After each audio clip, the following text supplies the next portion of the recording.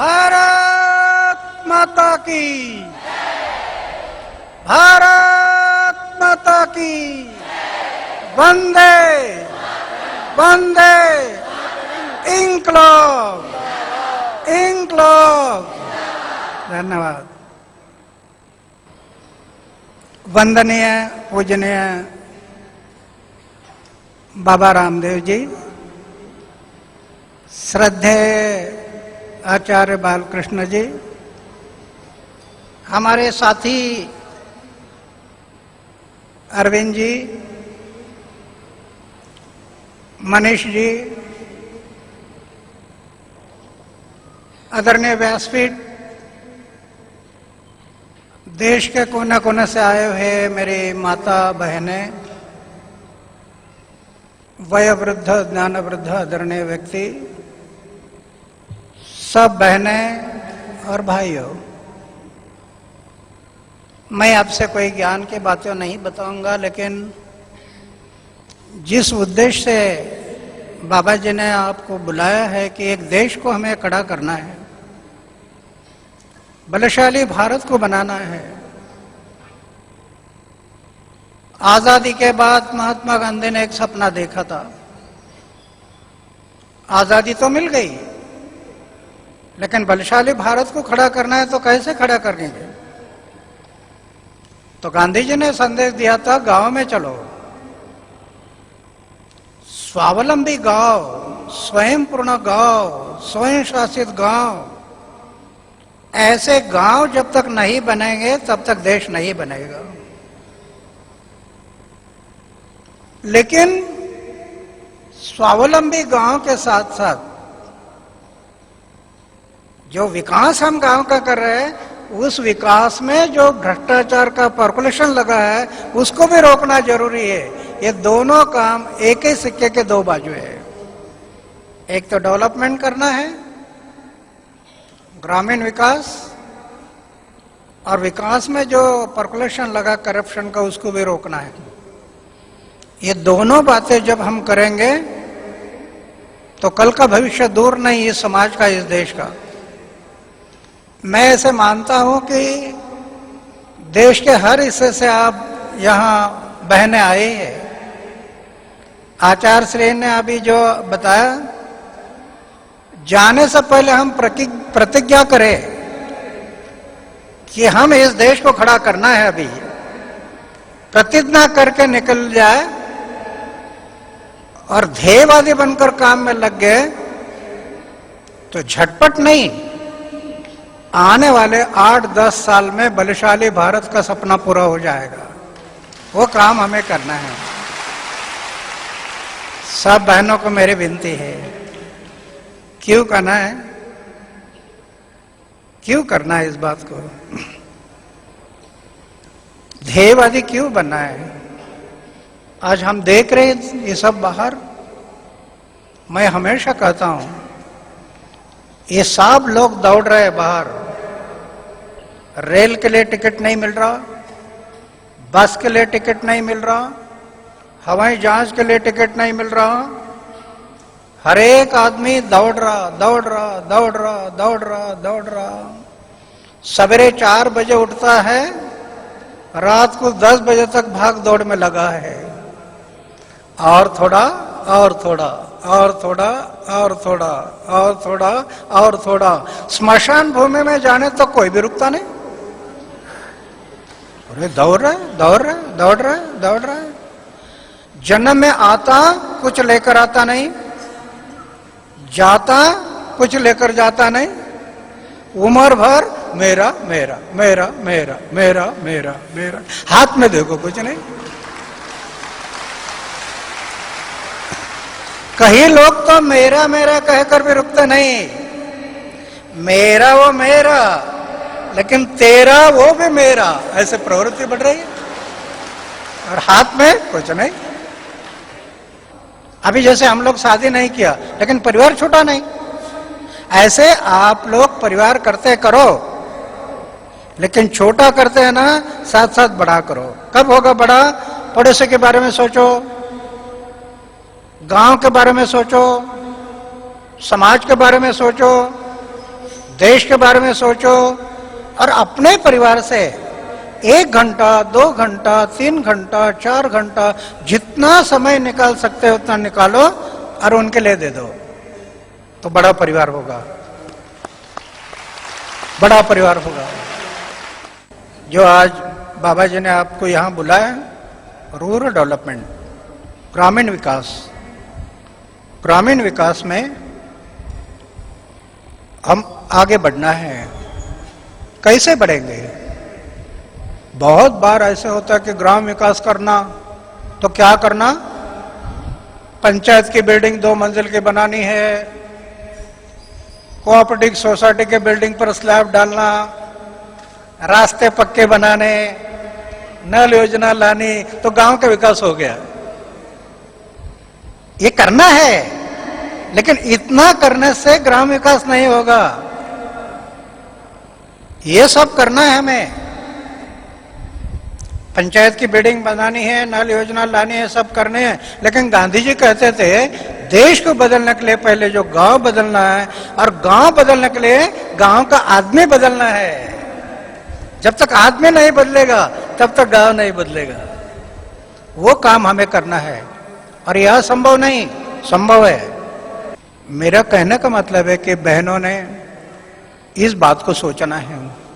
ये देश को बदलने के लिए हमें गांव बदलना है, लेकिन गांव बदलने के लिए गांव का आदमी बदलना। कौन आदमी? कि वो गांव का आदमी ये सोच रहा है मैं खुद के लिए जीऊंगा, लेकिन मेरा पड़ोसी, मेरा गांव, मेरा समाज, मेरा देश, इनके लिए मेरा कुछ कर्तव्य है। ये भावना निर्माण होने वाला आदमी को निर्माण वो करना है। ऐसा आदमी कैसे निर्माण होगा? सरकारी अनुदान से होगा, उद्योगपति के ग्रांट से होगा, किसी के डोनेशन से होगा? अनुदान डोनेशन से आदमी नहीं बदलेगा। अगर बदलता तो उद्योगपति ने इस देश को कब का बदलना था। लीडरशिप ये जरूरी है, लीडरशिप। और वो आप बहनें बैठी है, मैं मानता हूं कि आप सब लीडरशिप है, लीडरशिप। आगे आपने ये काम करना है, तो एक काम करते समय 2-3 बातें ध्यान रखना। शब्दों से परिवर्तन नहीं होगा, सिर्फ शब्दों से परिवर्तन नहीं होगा। आजादी के 65 साल बताने वाले लोग बहुत हो गए। अभी देखा ना, इलेक्शन के टाइम पर 2-2 घंटा पूरे नहीं भाषण देने में, लेकिन बोलते ऐसे बर्ताव नहीं, प्रभाव नहीं होता। तो शब्दों से परिवर्तन नहीं होगा, कथनी और करनी दोनों को जोड़ना है। जो बाबा जी बोलते हैं कभी कभी, कथनी और करनी दोनों को जोड़ना है। सिर्फ कथनी से काम नहीं बनेगा। इसलिए कबीरदास जी कहते हैं, कबीरदास जी एक जगह पर कहते हैं, कथनी मीठी खांड सी, कथनी मीठी खांड सी, करनी विष की लोए। कथनी छोड़ करने करे तो विष का अमृत हो। कथने छोड़कर करने की तरफ बढ़ जाए तो विष का अमृत हो जाता है। तो मेरा कहने का मतलब यह है कि आप जब ये प्रतिज्ञा करके जाएंगे और पड़ोसी, गांव, समाज, देश के लिए कुछ काम करना है, तो 2-3 बातें ध्यान रखना। चारित्र को संभालना, चारित्र बहुत जरूरी है। शुद्ध आचार, शुद्ध विचार, निष्कलंक जीवन। जीवन में थोड़ा त्याग करना पड़ता है। ये हमारे देश की भूमि ये त्याग पर आधारित है। हमेशा त्याग सिखाते आई। हमारी भूमि, भारत की भूमि त्याग पर आधारित है। हमेशा त्याग सिखाते आई। वो देखा ना, आजादी के लिए कितना बड़ा बलिदान हुआ, त्याग। तो किसी न किसी को त्याग करना पड़ता है। तो मेरी विनती है आप बहनों को, एक बात और ध्यान रखना है। इस देश को बदलने के लिए आप परिवर्तन का काम करेंगे। आपके काम से किसी न किसी की प्रतिष्ठा कम होने वाली है, वो आपको विरोध करेगा।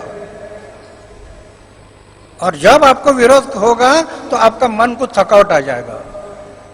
अरे हम इतना काम करते हैं समाज के लिए, फिर भी हमारी निंदा होती है, फिर भी लोग हमें गाली देते हैं। आपके काम से जिनकी प्रतिष्ठा कम होने वाली है वो आपको विरोध करेंगे। आपके काम से जिनका वोटिंग को धक्का लगने वाला है वो आपको विरोध करेंगे। ये सब विरोधक खड़े हैं।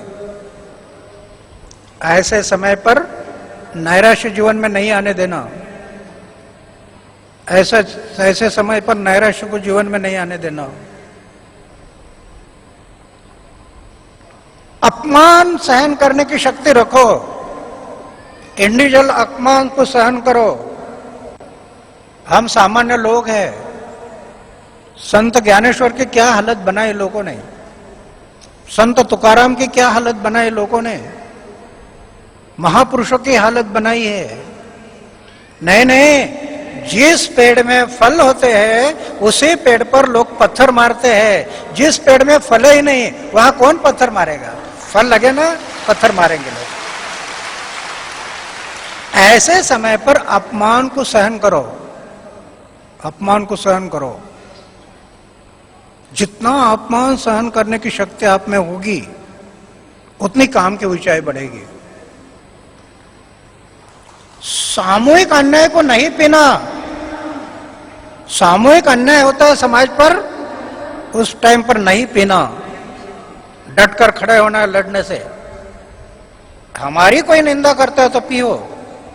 देश को हमें बनाना है ना। अभी देखो बाबा जी,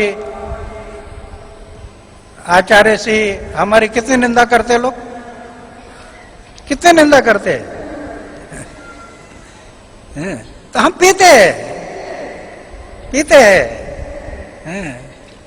सत्य हमेशा सत्य होता है। सत्य कभी झूठ नहीं होता। सत्य के मार्ग से कठिनाई आती है, बहुत अड़चनें आती है सत्य के मार्ग से चलने वाले लोगों के सामने। लेकिन इतिहास में सत्य आज तक पराजित नहीं हुआ। सत्य कभी पराजित नहीं हुआ। कठिनाई आती है, पराजित नहीं हुआ सत्य। सत्य के मार्ग से चलते रहो।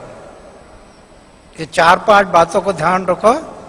मुझे विश्वास है अगर आज जाने से पहले आपने प्रतिज्ञा की और जाकर इस काम को शुरुआत किया तो आगे आने वाले 8-10 साल में ये भारत का नक्शा दिखाई देगा। आप बहनों के माध्यम से ये भारत का नक्शा दिखाई देगा।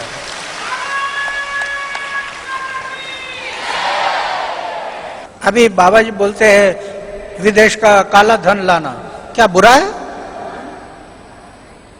लेकिन काला धन बाहर आ गया तो आज जो लोग इधर बैठे हैं सरकार में, आधे लोग जेल में जाएंगे। इसलिए उनको चाहिए नहीं चाहिए, नहीं काला धन नहीं लाना। क्यों? हमारे मंत्री जेल में जाएंगे फिर क्या फायदा? अभी हम कहते हैं जन लोकपाल लाओ। अगर जन लोकपाल आ गया तो आज सत्ता में बैठे लोगों में से आधे लोग जेल में जाएंगे। इसलिए उनको नहीं चाहिए, वो नहीं चाहिए। लेकिन आप हम मिलकर अभी खड़े हो गए हैं। एक ना एक दिन उनको करना ही पड़ेगा, ये करना ही पड़ेगा। काला धन लाना पड़ेगा, जन लोकपाल बिल कानून बनाना पड़ेगा, राइट टू रिजेक्ट लाना पड़ेगा, डिसेंट्रलाइजेशन लाना पड़ेगा। सरकार में कितने लोग लोकसभा और विधानसभा में गुंडा लोग गए, आप पढ़ रहे? ये क्यों हो रहा? इसकी जगह पर तो पक्ष और पार्टी गुंडा को टिकट नहीं देगी। वो काम हमें करना है। मान लो कि आपके मतदार संघ में 10 उम्मीदवार खड़े हैं और वोटर बोलता है ये तो सब गुंडा है, मैं किसको वोटिंग देना, ये तो सब गुंडा है। तो हमारा कहना है कि कानून बनाओ, 10 उम्मीदवार खड़े हैं, 11वां चिन्ह डाल दो, सबसे लास्ट नापसंदी, 11वां चिन्ह नापसंदी। अभी वोटर देखेगा ये 10 मुझे पसंद नहीं है, नापसंदी पर मोहर लगाएगा। और 10 उम्मीदवार से नापसंदी और मोहर ज्यादा लग गया, इलेक्शन रद्द, फिर इलेक्शन ले लो, बंटवारा करो पैसा। कहां तक बंटवारा करते? और जो इलेक्शन रद्द हो गया, जो उम्मीदवार खड़े थे उनको दोबारा खड़ा होने की इजाजत नहीं कानून में। तो क्या पक्ष और पार्टी गुंडा को टिकट देगी? ऐसे गुंडा लोगों को टिकट देगी? नहीं देगी। वो काम हमें करना है आगे के लिए। डिसेंट्रलाइजेशन, लोकसभा विधानसभा से ग्राम सभा बढ़ी है। आप बहनें इधर बैठे अपने अपने राज्य में जाकर जगाओ लोगों को। ग्राम सभा, लोकसभा विधानसभा से ग्राम सभा बढ़ी है, ये जगाओ लोगों को। क्यों बढ़ी है? ग्राम सभा किसी ने बनाई नहीं, संविधान बनाकर रखा है। क्या कहा? 18 साल की उम्र हो गई, वोटिंग करने का अधिकार आ गया, ग्राम सभा का मेंबर हो गया। एक बार मेंबर हो गया, मरने तक मेंबर है। ग्राम सभा को इलेक्शन नहीं, वो स्वयंभू है, सार्वभौम है। इसलिए हमारा कहना यह है, किसी गांव की जमीन लोकसभा और विधानसभा को एक्वायर करनी है तो ग्राम सभा का परमिशन जब तक नहीं लेंगे तब तक जमीन एक्वायर नहीं हो सकती है। कानून बनाओ। ग्राम सभा, गांव में जो पैसा आता है खर्चा करने से पहले पंचायत में ग्राम सभा को पूछकर खर्चा करना। ग्राम सभा को बिना पूछे खर्चा किया तो ग्राम सभा सरपंच और डेप्यूटी सरपंच को डिसमिस करेगी, ग्राम सेवक बरतरफ। कानून, ये शुद्धिकरण लाना है। सब बहनों ने जाकर, आप झांसी के रानी के वारसदार हैं, झांसी के रानी के वारसदार है। ये महिला नाम की गठड़ी है ना, इसको फेंकना है। स्त्री और पुरुष एक ही रथ के दो पहिए, समान जाने चाहिए। अपने परिवार का रथ हो, अपने परिवार का रथ हो, अपने गांव का रथ हो, अपने तालुका का रथ हो, चाहे जिला का रथ हो, देश का रथ हो, ये दोनों पहिए समान जाने चाहिए।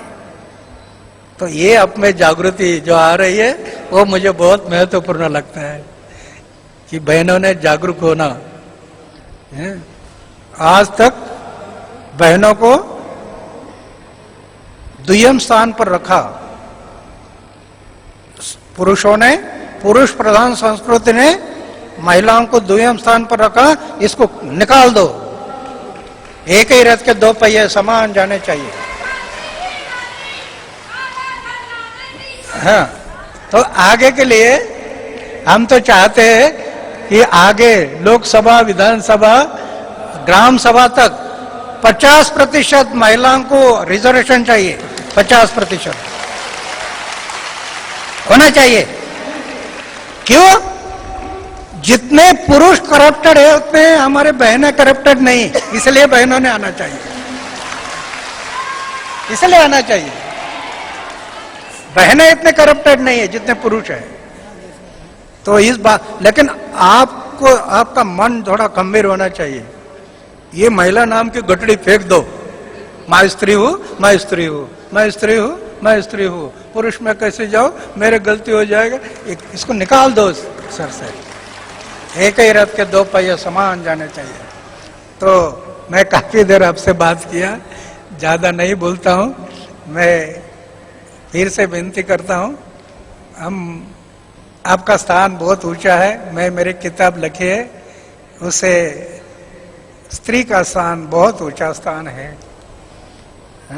अरे विवेकानंद को जन्म देने वाली और बनाने वाली स्त्री है ना। छत्रपति शिवाजी को जन्म देने वाले और बनाने वाली स्त्री है ना। ऐसे महापुरुष को सिर्फ पुरुष न बनाए, वो तो स्त्री का स्थान बहुत ऊंचा है। इस तरह से हम देख रहे हैं। मैं जो कर रहा हूं थोड़ा सा मेरे माँ के संस्कार है, बाबा और आचार्य श्री के, ये हमारे परिवार के संस्कार। परिवार के संस्कार से हम थोड़ा बहुत कर सके। तो आपकी भूमिका दुय्यम है। एक तो माँ के भूमिका है, दूसरा गृहिणी की भूमिका है। अपने बच्चों पर भी संस्कार अच्छे करने जरूरी है। सिर्फ संस्कार केंद्र में बच्चों पर सही संस्कार नहीं होते। हर परिवार संस्कार केंद्र बनना जरूरी है। हर परिवार संस्कार केंद्र, परिवार के संस्कार, फिर स्कूल कॉलेज के संस्कार, जनरल वातावरण, इससे फिर महापुरुष निर्माण होते हैं। कल के महापुरुष जो निर्माण करने, वो आप परिवार से जो संस्कार होंगे उससे वो महापुरुष बनेंगे। ये भी काम हम सब करना है। तो मैं ज़्यादा ना कहते हुए मैं मेरे शब्द को यही पूर्णाराम देता हूँ। लेकिन एक बात हम लोग कभी तय किया, मैं तो सोचता हूँ, बाबा जी से विनती किया है कि काला धन वापस लाना है। तो बाबा जी जब जब आंदोलन करेंगे हम उनके साथ मिलकर आंदोलन करेंगे देश में।